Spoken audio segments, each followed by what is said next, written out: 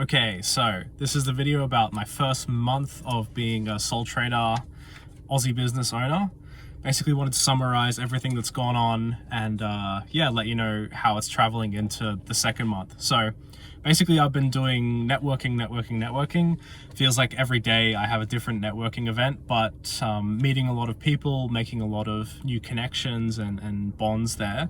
So it really feels like it's gone from being something that's kind of impenetrable to something that's more possible. And I'm, yeah, meeting a whole bunch of people who are interested and want to collaborate. And yeah, so I'd seriously recommend, if you're somebody like me who necessarily hasn't had that best experience with networking in the past, I think maybe you just have to storm through it a bit more and force yourself to get out to those events. I think it helps as well depending on the type of event that you go to. So for example, I've been to a lot of BNI events where everybody is very motivated and all there for the same purpose of serious business networking. Similarly, I've been to a couple of networking specific events and expos. So the people who are at those are, you know, they've got a stall and things like that. They're very serious about making those networking connections rather than that more coffee club type approach, which may not be as serious. So it's about picking your battles with that as well, is what I've found. Sample work as well, doing a lot of sample work is opening doors and working really well with that networking, because I have something to refer people to when I'm in these conversations and say, oh, you're in logistics. Okay, I've actually done a sector briefing on logistics just the other week. Here you go. Here's the link. You can, you know, see if it's valuable to you. And I've had a lot of good conversations that have come out of that, sort of talking about what people are actually interested in and having something to show them rather than just, you know, the hypothetical conversation. And I think as well, on top of that, just generally, if you're doing those types of bits of content regularly and you're continuing to practice regularly, even if it's not on a job yet, if you don't have one, then it becomes much easier to demonstrate that and hopefully, you know, demonstrate your ability and hopefully win that work. I have also discovered that I sort of surprised myself with the fact that I have the ability to kind of talk to anybody. So I'm not, you know, that 30-year industry veteran, and I get nervous, as I'm sure many people do, talking to that executive level type, you know, person, C-suite, or somebody even who's just an industry veteran. And I was very surprised the other day when I sent a message to somebody online who was in a similar field to me about having a conversation with them. And this person is absolute industry veteran, been doing this for 40 years or something like that, worked with the UN, worked with NATO, worked with all of these different, you know, amazing international organizations.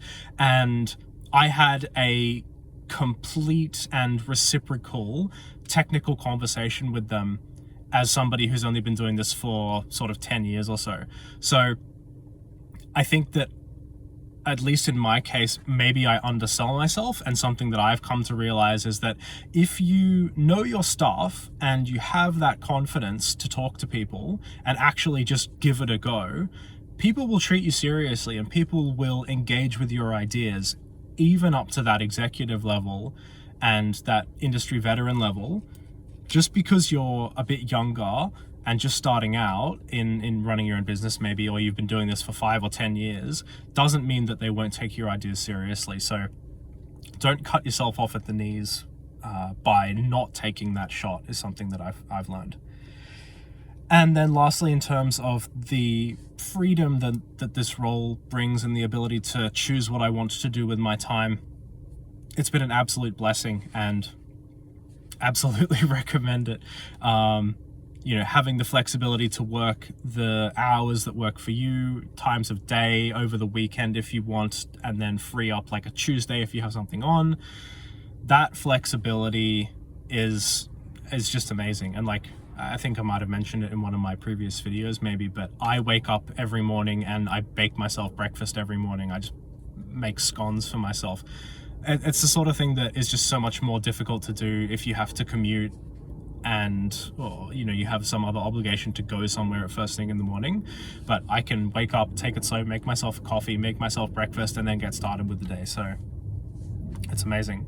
I did want to touch on some of the challenges as well, though, just so that it's not all unicorns and rainbows. It takes time.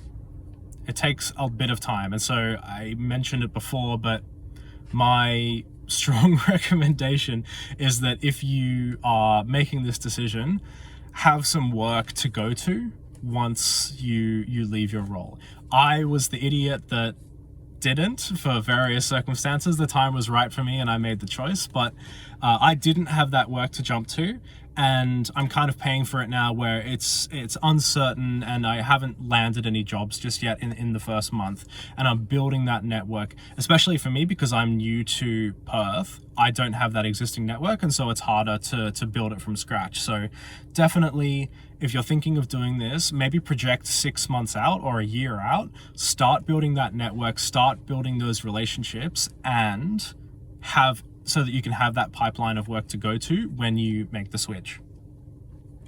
Other parts of my life as well, I've noticed, are kind of suffering as well. So I've been studying Japanese for like the last 4 years or so, and a lot of that daily study that was built into my routine of going to work, so I would study when I was on the train and when I was on the way back on the train, that has disappeared, and it's meant that I've needed to alter my routine to make sure that I still get that study in. And to be honest, the study's really fallen off. So something else to just be conscious of is, what are the things that you do for yourself, part of your daily routine, whether it's studying something or learning something, listening to a podcast, whatever it is that you do, or even if it's just listening to some sort of fiction on the train, where you get your me time or your self-improvement time. What are those things that you need to build into your life once you make that sort of switch, because they don't just transfer over automatically.